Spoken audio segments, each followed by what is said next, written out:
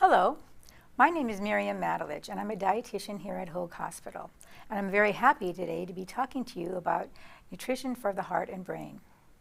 We'll be talking for about half an hour or so, and then I'll be answering questions at the end. So please make sure that you enter your questions on the chat box. Let's get started. So the objectives are the following. We want to go over the 5 dietary goals for optimal health. Also, the 5 steps to weight loss. The 6 major nutrients that we should include in our diets every day. And, of course, understanding the importance of lipids.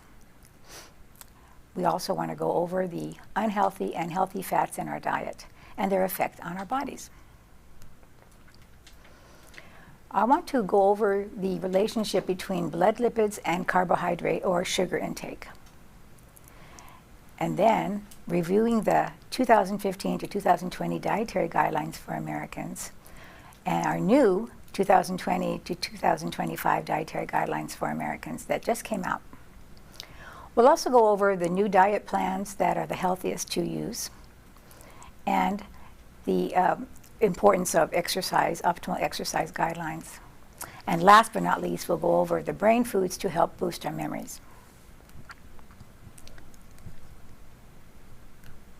So what I'd like to do is maybe just do a little review of the cardiovascular diseases. These are the diseases of the heart and blood vessel systems, including the heart, myocardial infarction, heart attacks, strokes, high blood pressure, angina, and rheumatic heart disease.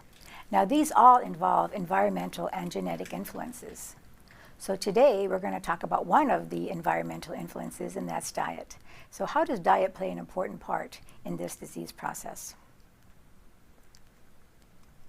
Well, coronary heart disease in the United States, these are the most recent statistics. Every year, coronary heart disease is responsible for more than over 610,000 deaths. That's 1 out of every 4. Over 735,000 heart attacks, and over 500,000 coronary artery bypass surgeries. That's a lot of surgeries. And as far as strokes go, they are responsible for 140,000 deaths, 1 out of every 20. The cost to the United States is an estimated $34 billion every year due to strokes. And these include health care, medications, and missed days of work. Strokes are the leading cause of serious long-term disability. And every year, more than 795,000 people in the United States have stroke. So, can our diet really make a difference? Well, let's examine our choices. Okay, first we want to go over our dietary goals.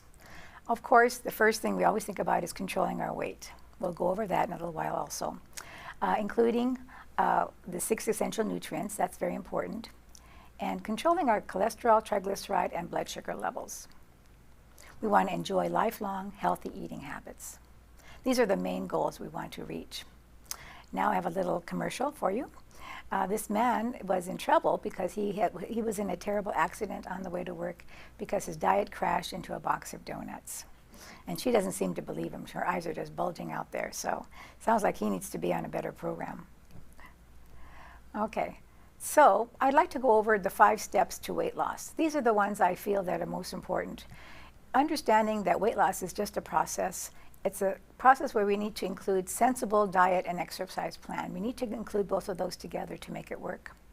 We want to use simple steps, the ones like just making small changes and watching the calories from added sugars and saturated fats, reducing our sodium intake. Also, we want to reduce foods and beverages that contain added sugars and saturated fats and sodium. We need to shift to healthier food and beverage choices. Remember, it's not only what we eat, but it's what we drink also. We want to support healthy eating patterns for all. Everyone has a role in helping to create and support healthy eating patterns. So a couple of great ideas I wanted to include here is that breakfast, of course, we always say breakfast is the most important meal, and I want to reiterate that it is, because even just the word breakfast is a break in the fast. We've been sleeping all night and we haven't eaten anything, and so we need to break that fast. So it's important that we have a good meal. Including protein is so important during breakfast because protein will keep your blood sugars better, keep you fuller longer, and give you a better energy level. If you can begin your breakfast with protein, and every meal that you have include protein, even your snacks, I think that would be a great idea. Also, your other meals, your lunch and dinner, to include or start off with a salad or vegetables. This is especially important if you're really hungry and you want to eat something right away. Instead of delving into that pizza, have a salad before you eat, or any of the other foods, because this way you'll be fuller, you won't eat as much of the main entree, and you'll know that the fiber in the salad and vegetables will also help keep you full. In addition to those, I wanted to mention a few more, just avoiding foods that hinder weight loss. And these are what I call the good feeling foods, the fried foods, the gravy, sauces, sweet beverages, processed foods, and high-calorie desserts. These are, I'm sure if you think about it, we're all guilty of some of these. We also want to be realistic, though. We want to allow small amounts of your favorite foods occasionally. For example, if you go out for a pizza and you really want everything on the pizza. Well, if you really want to have a healthier pizza, you can ask for no meat on the pizza. You can ask for all vegetables, a lot of vegetables, less cheese, and maybe a thinner crust. So these are just some ways you can actually enjoy your pizza but not have as many calories and fats and sodium in your meal.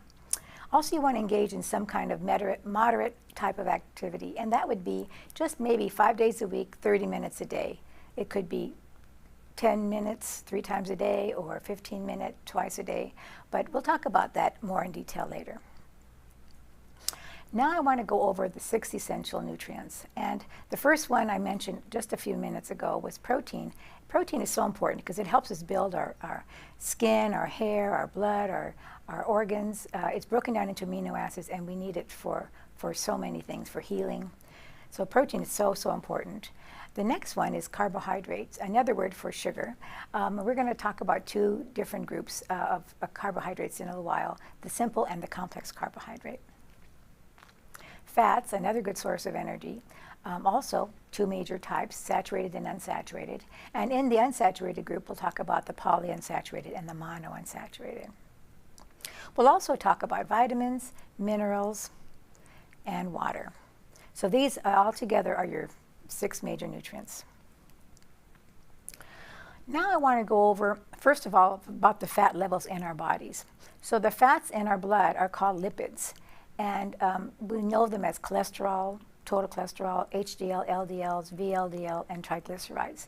So the word in the middle of our slide there, hyperlipidemia, means that we may have a high level of lipids in our blood. And you'll see there's three of them that are shown, the LDLs, the HDLs, and the triglycerides. So the LDLs, the yellow circle there, they actually our cholesterol comes from our liver and also from the animal products that we eat. So that cholesterol that LDL brings that cholesterol, goes right to the arteries and can cause atherosclerosis. The triglycerides will help them. Then when you get to the HDLs, the blue ones, they are actually high-density lipoproteins, and they're not bad. They actually help get rid of the cholesterol in our system. So of the 3, we'll talk about them in a minute or so, but you really want to watch your LDLs and your triglycerides to help reduce the risk of heart disease and strokes. So here we go. So the 2 major types of cholesterol, HDL, we call them the good guys, and LDL are the bad guys. So here we see the cholesterol coming from the liver and from the foods we eat right into our arteries. And you see that this LDL, the yellow dots there, they go right to the arteries, and they can cause our hardening of the arteries or atherosclerosis. So the HDL, the good guys, they get rid of the cholesterol. So if you have a problem remembering that, just remember HDL is heavenly, density lipoproteins, and the LDL, those are the low down lousy guys. So that's how you remember the bad ones, LDL. What about VLDLs? Now VLDLs are actually they're another type of lipoprotein, and they're very low density lipoprotein. They also contain a lot of triglycerides, and triglycerides, as we said earlier, can also cause problems with atherosclerosis too. So the VLDL is a type of cholesterol that helps build up the plaque in the arteries. So you really want to keep that down also. So when you have your labs, your lab test done, your lipid panel, make sure you get results of all of these, your cholesterol, your triglycerides, your VLDL, LDL, HDL. You need to know what they are and keep a record of it and compare it each year if you have it done once a year or every 6 months. Maybe you can get it on, you can find it on the computer or just get a written copy of it. But you need to know what these are so you can keep ahead of things, and you can actually be on top of what's going on in your body. Okay. So triglycerides, again, I just wanted to say real quick that just the word triglycerides means 3. Tri means 3, glyceride means sugars. So there's actually 3 sugars in each of these molecules. So this is actually a type of fat that has sugar in it. But it's also a fat found in food and manufactured by our bodies from eating too much sugar, alcohol, fat, or calories. Or it's our inability of our body to metabolize sugar in the foods. So you can see that triglycerides can be affected. We can raise our triglycerides just by what we're eating, just like we can raise our cholesterol too. So these are the good levels for triglycerides. You want to keep them under 200 milligrams per deciliter. Between 200 and 400 would be borderline high. 400 to 1,000 is high, and of course over 1,000 is very high. Now I want to go over the fats in our food. So we talked about lipids in our blood. Now I want to talk about the fats in our food. And we know we have good fats and bad fats. And this slide will just show you just a example of 3 bad fats and 3 good fats. You can see the potato chips and the marbled high-fat meat on the top there and the French fries versus the good ones, the salmon, the almonds, and the avocado.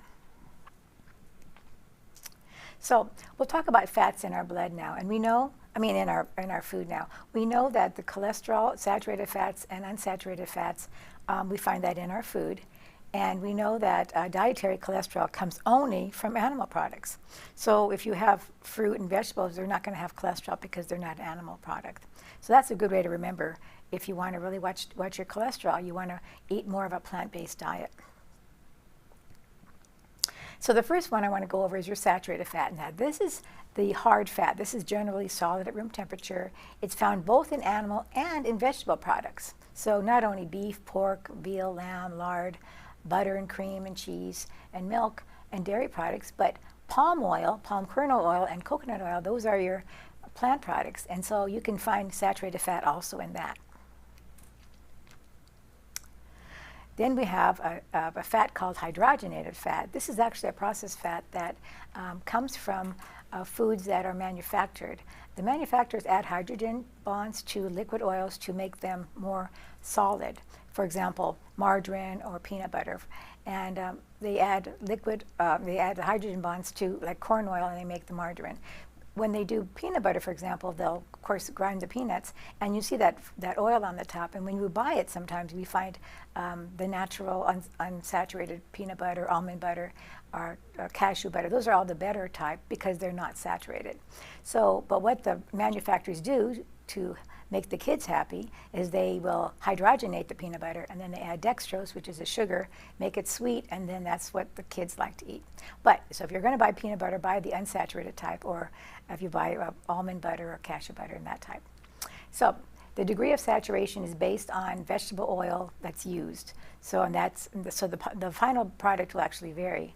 But bottom line, a liquid fat goes to a solid fat in the process of hydrogenation, and an unsaturated fat turns into a saturated fat. Then we have trans fats. Now trans fats are actually made also too through the hydrogenation of vegetable oil. So it's an unsaturated fatty acid, and you'll see that in some foods that have been hydrogenated. And you'll see that also that it would raise the blood cholesterol levels. So you really, trans fat is a very bad word there. You see the nutrition label here. This particular product has 5 grams of trans fats, 5 grams of saturated fat, so obviously it's not a good choice. But there's no cholesterol in this product. So if people are just looking for cholesterol, they're not going to notice that the saturated fat and the trans fats are high, but it's not a good product. So we know it's not an animal product because there's no cholesterol in it. So it probably is either like something that has palm oil in it or coconut oil or something like that, that has that's not an animal product, but there's no cholesterol, but it's not a good choice. Too much trans fat and saturated fat.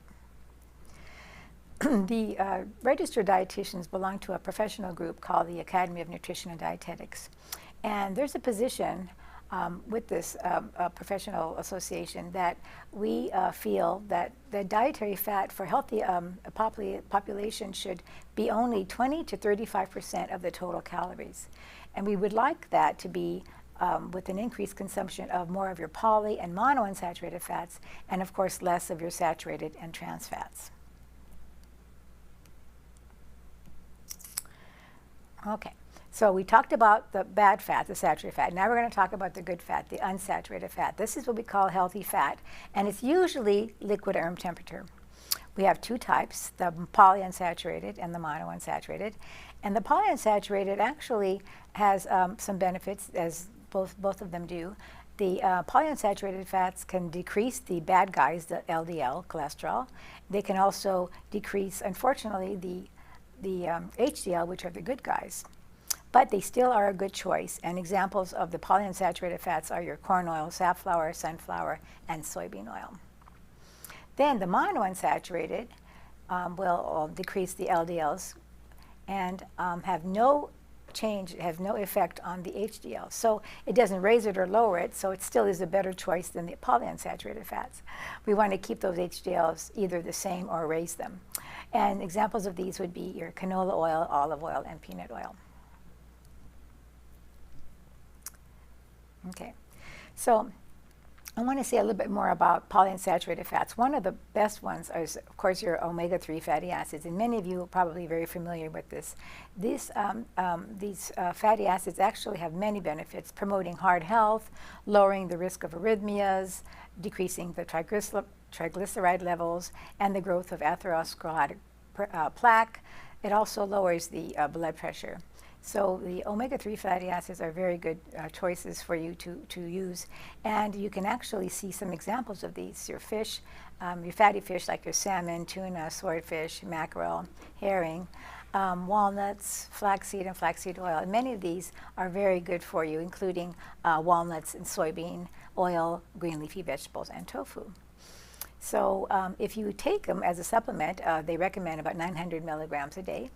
And this amount has been shown by the Heart Association too, that this can beneficially affect any any patients with coronary artery disease, and it lowers the mortality rate. So we want to make sure that we include them, and I would recommend actually eating foods that are rich in the omega-3 fatty acids, and that would be like your fatty fish, your walnuts there, and I showed you, it shows you the amounts, 1 teaspoon of flaxseed or 1 teaspoon of ground flaxseed oil. I think these are very good choices for you to have your omega-3s. And also, you can still take the supplement if you'd like. Now I want to go over carbohydrates, and we have two types. We have the simple versus the complex. The simple are basically those carbohydrates that really have very little or no fiber.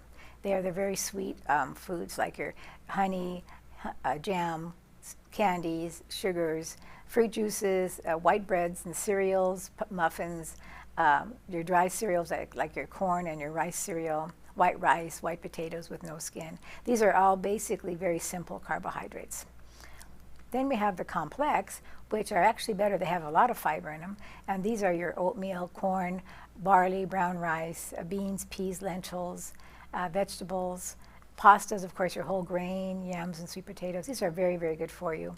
And of course, your fresh fruits are very good because they have a lot of fiber, and some of them have pectin, such as your citrus fruits, strawberries, and others, and to a lesser degree. But you want to limit your fruits to 3 to 5 servings a day. Then we have what we call an indicator called the glycemic index. Many of you might be familiar with this, especially if you have diabetes or if you're watching your triglycerides and watching your sugar levels.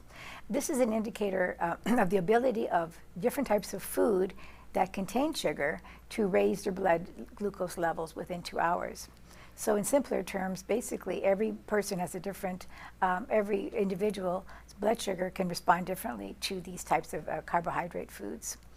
And a fact is that white sugar, of course, will really cause a rapid rise in the blood sugars, and where white bread, mashed potatoes, and other foods can cause the same response, just like white sugar in most people.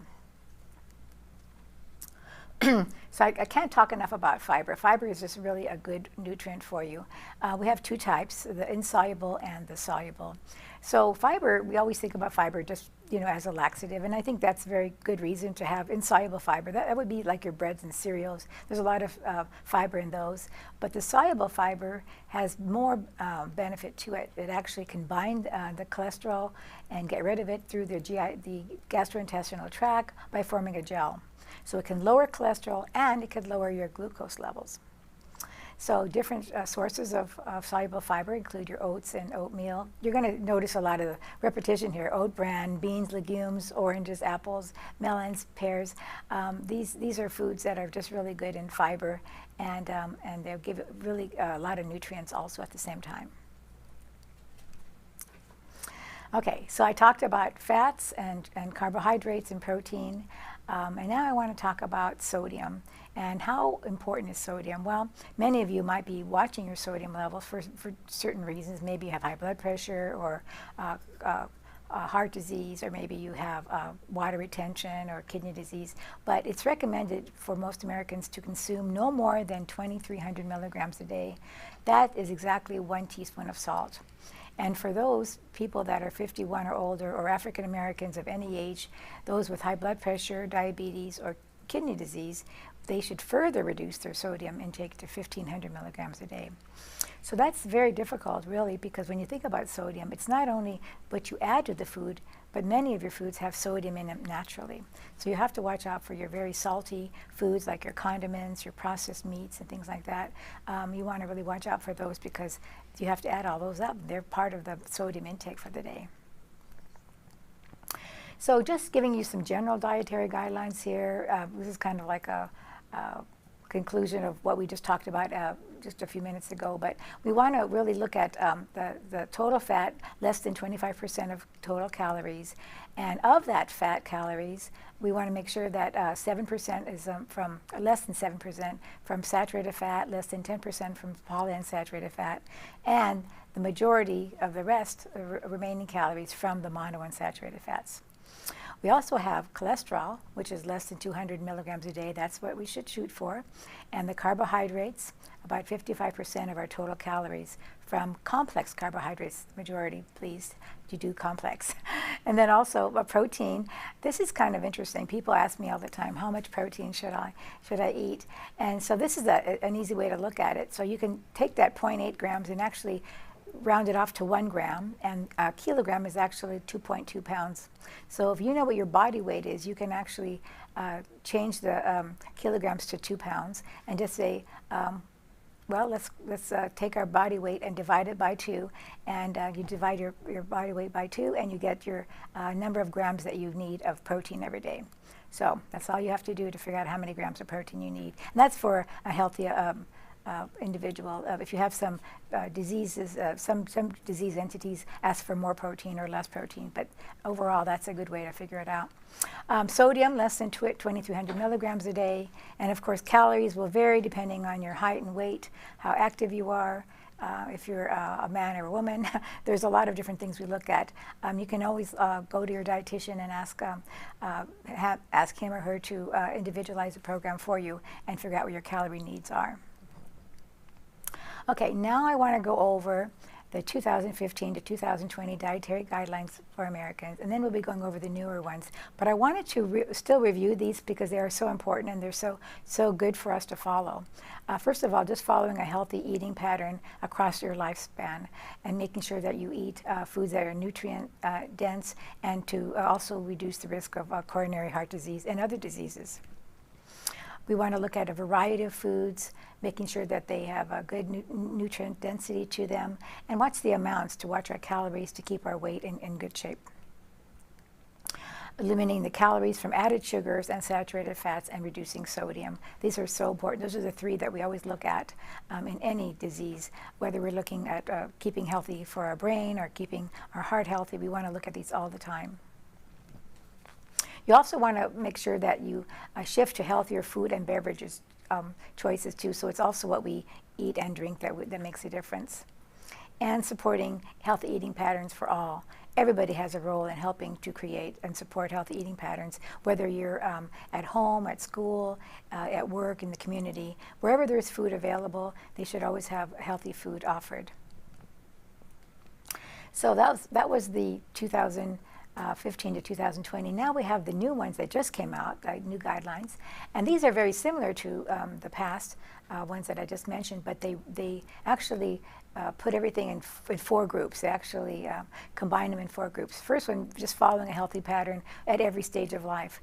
The actual dietary guidelines is a big book, and there's many, many pages, some for infants, some pages for adolescents, and then as we get older, and adults, and as we get elderly. So there's different healthy patterns for every life stage. Also to customize and enjoy a nutrient-dense food and beverage choices, but also to reflect not only your personal preferences, but cultural traditions and budgetary considerations. So this is something that we didn't really talk about in the last guidelines, so I think this is really important. And then again, we want to look at nutrient-dense foods and beverages that stay within calorie levels, and also making sure that we watch the foods and beverages that are high in sugars, fat, sodium, and of course, alcoholic beverages. And here we just have a nice little picture of the same thing we just talked about, a nice little diagram, and it does say, make every bite count. So that's the new dietary guidelines. Now we have a news flash. So the Mediterranean diet and the DASH diet have been found as the best dietary plans reported by the U.S. News and World Report's 2021 Best Diets list. So it ranks Mediterranean diet and DASH as the 2 highest programs. And although Mediterranean is number 1, DASH is like almost tied with it. So, but I just want to mention that the keto diet was ranked last, and registered dietitian Lisa Dreyer has mentioned too that because it cuts the carbohydrates to less than 20 net grams a day of carbs, then it's not sustainable, and it does not teach us long-term eating habits.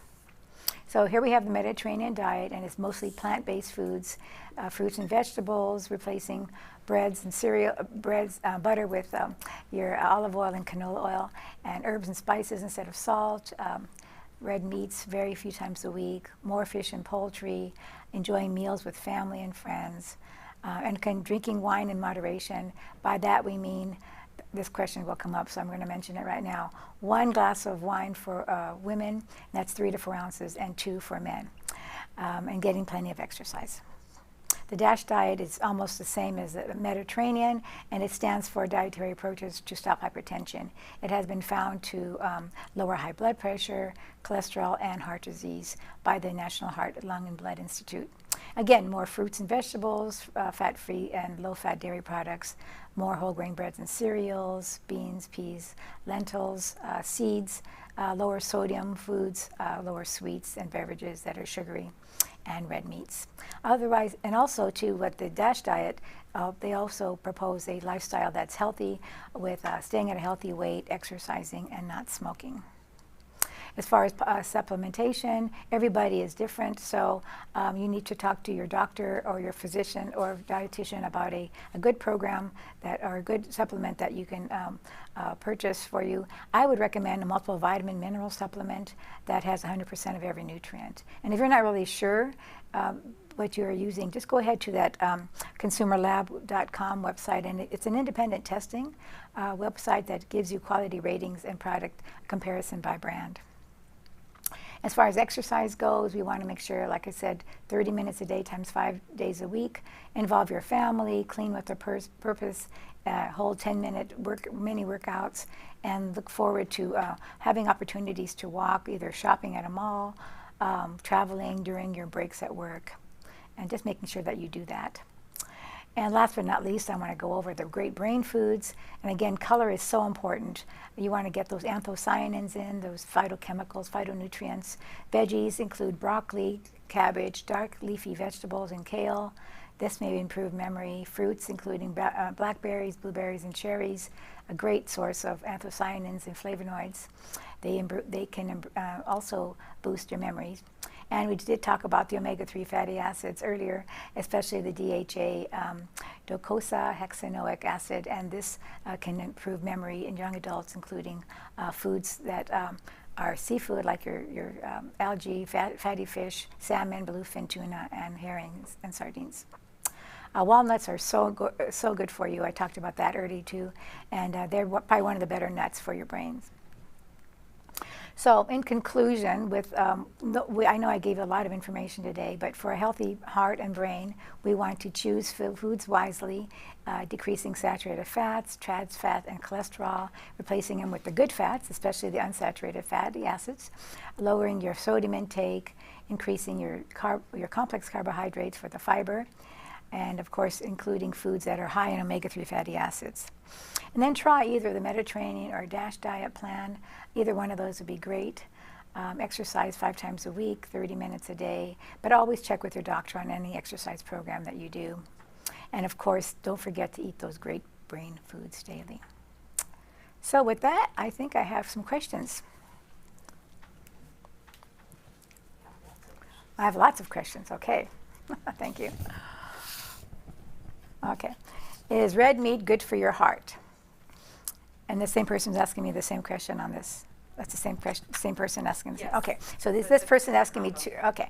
So is red meat good for your heart? And again, I would really recommend lean red meat with less marbling. And again, the Mediterranean diet recommends it only once a week, and or maybe just a few times a month. How about fried fish, sautéed fish? Well, again, fried fish, obviously, is going to have more fat because it's been fried in oil. So we recommend more broiling your fish. You can sauté fish with just a little bit of oil. Make sure you use the right type of oils. And but watch out for fried fish, too. If it's breaded, it's also going to carry a lot more fat because it's breaded. So I would avoid the fried fish and go with more of the broiled or sautéed if you can. Okay, next question. Does it matter how often you eat fish? Well, we like to include fish about 2 or 3 times a week if we can. And again, there's some fishes that are better for you, like your fatty fish, like your salmon and tuna. They have more of your omega-3 fatty acids. Some people get worried about fish with the, is it healthy for you? Is there any minerals in them that might be bad for you? But I think on the whole, fish is actually very good. And again, how you prepare it is also very important, that you don't get a lot of fat while you're doing that also. Are eggs good for your heart? Can I eat 3 eggs per day? Yes, you can eat 3 eggs per day. The American Heart Association have said now that eggs are so good for you because eggs, first of all, it has a high quality protein. It's a high biological value. It has the best protein of all the foods that have proteins versus then comes your meat and your milk and that. But eggs are the highest quality, the highest biological. So you can have 1 egg a day. And again, but it depends too. Again, you have to do what your doctor recommends to and your dietitian. But it used to be 3 eggs a week, and now they're saying that if you can, of course, egg whites you can have every day, but egg yolks they recommend no more than 1 a day. What about cheese, yogurt, whipped cream, etc.? Okay, well, cheese and yogurt. Obviously, you want to use the low fat if you can, the 1%, where there's actually fat-free yogurt that you could get. Cheese, you can buy low-fat cheese also, and skim milk cheese like mozzarella. Because remember, the whole milk cheese has a lot of fat and cholesterol in it. And whipped cream, of course, cream is basically all fat and very high in cholesterol too. So you might want to just avoid the whipped cream. Maybe just get the lower fat versions like the Cool Whip. They have the fat-free and the light instead of your heavy whipped cream. Okay, how much bread can I have a day or a week? Talking about bagels, bread, bakery. Okay, so basically we want you to have more, as I mentioned, of your complex carbohydrates, the high fiber breads. And again, like your rye bread, your whole grain breads and cereals, those are very, very good. And again, it depends on how many calories you're going to be eating for the day. Since we recommended 55% of your total calories from carbohydrates, you can use part of those carbohydrates as your bread servings. That doesn't mean you can eat 7 pieces of bread a day. You need to also remember that your breads are going to include your pasta and rice and noodles and things like that too. So I guess it just depends on how many calories you're on, and if you would like I said, you can see a dietitian and they can individualize a program for you and tell you exactly how many choices you can have a day, and including breads. But I would definitely recommend the high fiber breads over the white breads. What about avocado oil as far as polyunsaturated or monounsaturated fats? Yes, avocado oil is great. It's a very good oil. It's monounsaturated, so you can use it just like you can avocados. So it makes it no difference which one you use. And like I said, you can use that in cooking. You can use that on your salads. It's a very good oil for you. Is sugar, or, and then they have in parentheses, or salt or fat, the biggest problem in our diets? Well, I guess from listening to my program today, all three of them have a part in our diets as to increasing the risk of heart disease, of diabetes, or any other disease entity. So again, I think everything in moderation, and that's always what I say to most of my patients. So if you're going to have sugar, try to use more of your complex carbohydrates. Salt, you want to make sure that you get the sodium in your foods naturally, and try not to add any salt on top of your foods, because there are so many good herbs and spices that you could use instead of salt. That's a good, or you can use lemon, all kinds of spices are very, very good for you. And of course, fat, we have the good fats and the bad fats.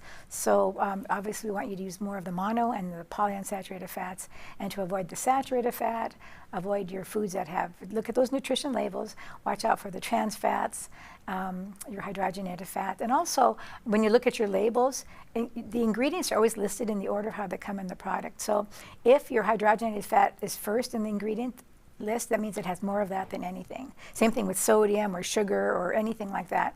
Any of those foods, you want to make sure they're one of the last ingredients if you're looking for something healthy. I hope that answers the question. That's a big question. And I think with my program that I just gave you, I talked about all three of those. Is food labeled organic more nutritious? No, it isn't.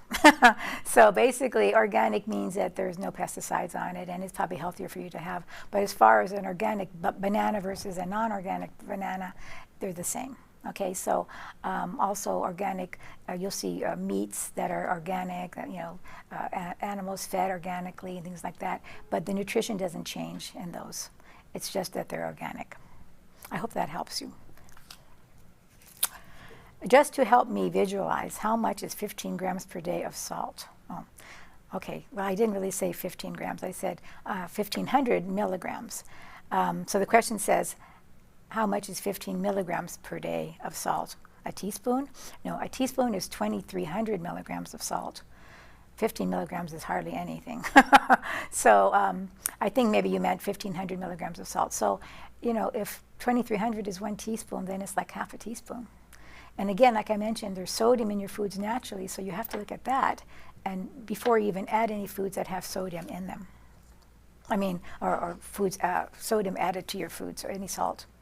How do I boost my immunity for COVID before getting the vaccine? That's a good question. That one's never come up yet.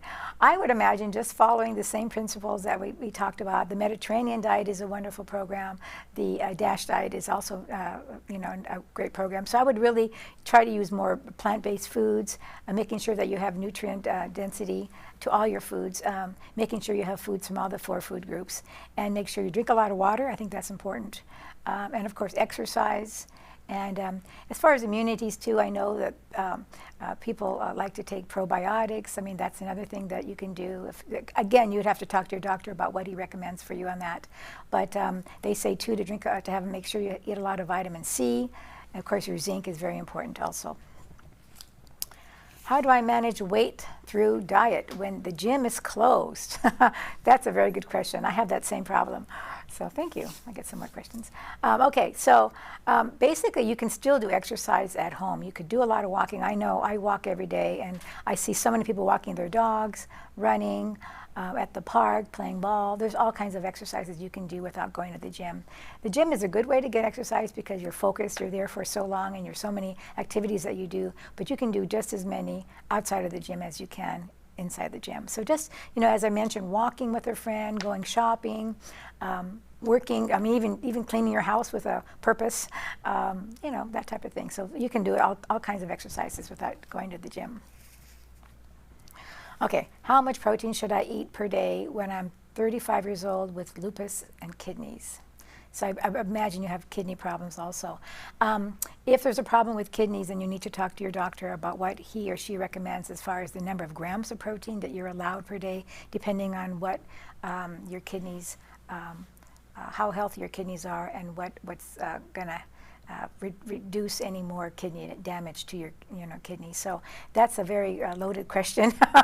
But and again, I would recommend if you have lupus and of course problems with your kidneys, you need to be seeing a dietitian and getting an individualized program, and he or she will tell you more about the protein that you need to be on, what restrictions, the sodium, and any other maybe other restrictions of other nutrients that you have to watch. So I'm sorry, I can't really tell you exactly, but I do know that, like I mentioned, if you know your weight, just cut it in half, divide it in half, and that's how many proteins that you would normally have if you have no problems with kidneys and other disease entities. How often can I eat pork, the other white meat? No, it's not really a white meat. Pork is not a white meat, but you can have lean pork, and that would be, actually it is considered a red meat. So that would be considered if you're watching the Mediterranean diet, you'd want to have it once a week. That would be in lieu of the other red meats that you would be picking. But again, lean red meat, lean pork chops. And when you go shopping, just make sure that you buy the pork that doesn't have a lot of marbling, white fat marbled through it. And you can see that there are some really lean pork chops, lean loin roasts that are lean. So just make sure that you find one that doesn't have a lot of fat going through it. Unsaturated fatty acid is from plants. Saturated fatty acid is from animal? No. So basically, unsaturated fatty acid is from vegetables. That is correct, and that's from plants. So anything that comes from the ground will have unsaturated fatty acids. Saturated fatty acids, though, can come from both the animal products, mostly from animal products, but also some from some plants, as we mentioned, your palm oil, palm kernel oil, and your cotton and your coconut oil. Those are saturated, and those are plants. So the majority of saturated fat from animal products, and some from just a few plant products. Oh, this is a great question. Very good question. Are fresh vegetables better than frozen? So if you buy fresh vegetables, and say you have fresh, frozen, and I'll just throw in canned vegetables too. They're all just as nutritious. You have to remember too, when companies, manufacturers can vegetables or they freeze them, they cook them very fast, and they try to keep the nutrition still in them, and then they can them or they freeze them. So basically, it's how you cook them that really makes a difference, that you don't let them cook for a long time in water and then let a lot of the vitamins leach out of the vegetables. So if you can use fresh vegetables, raw vegetables are great. There's a lot of fiber in raw vegetables. Your canned and your frozen are good also, but just don't overcook them. I hope that answers that question. Can I eat chicken skin if it's organic? No. Chicken skin is just as high in fat, whether it's organic or not organic. It has the same calories, the same cholesterol, and the same saturated fat as a chicken that is organic.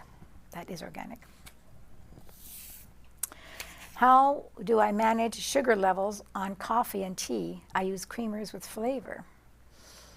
Okay. So you really want to look at your levels of sugar in coffee and tea. Well, there are creamers that do not have flavor in them, that are plain, that have no sugar in them, that you can use that. I would probably just use maybe stevia or Splenda, one of the sugar substitutes. You can use that, and maybe just a plain creamer.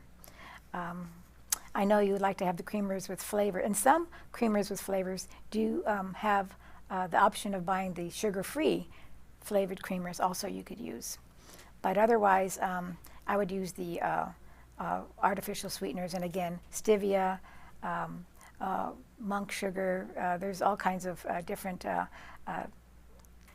sugars that are unsweetened, but again, we really like to not use a lot of those.